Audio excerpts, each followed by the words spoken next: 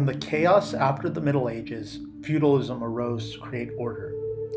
Another institution that created order in medieval society was the Roman Catholic Church.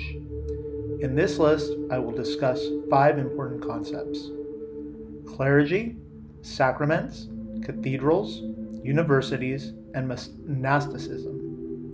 Historians sometimes call the Middle Ages the Age of Faith, where religion was a center part of life in medieval Europe, as it had an influence on almost everything. The first topic in this week's list is clergy. The clergy were the church officials in the Roman Catholic Church. Examples of this would include the Pope, cardinals, archbishops, bishops, priests, monks, and nuns. A priest would run a group of followers called a parish. A bishop would run a group of followers called a diocese, and an archbishop would control an archdiocese. Each member of the clergy had certain duties and responsibilities for followers they presided over.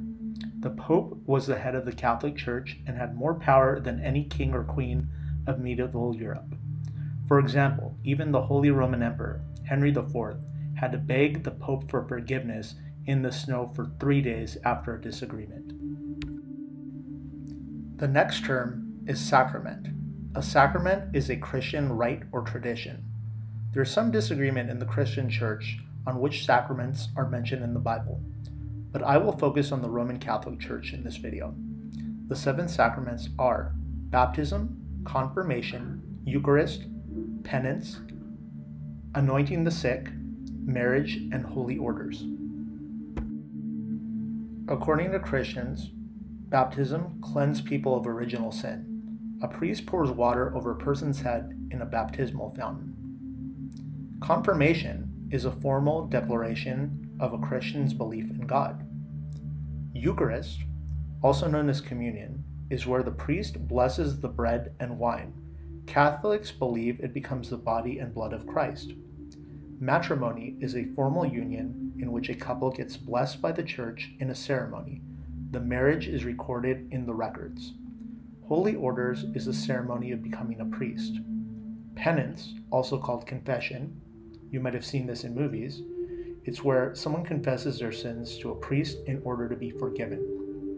Extreme unction is the blessing of the sick and dying, also known as last rites. A priest anoints with holy water. Third on the list, we have the term cathedral. A cathedral is a large church, usually headed by a bishop.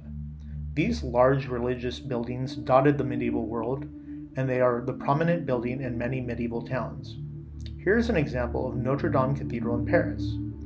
Here it is before the fire, and then after the fire that happened in 2019. Another example of a cathedral is Chartres Cathedral outside of Paris. Notice the 2 different spires. They were built at different times. Other features of a cathedral include stained glass windows and gargoyles.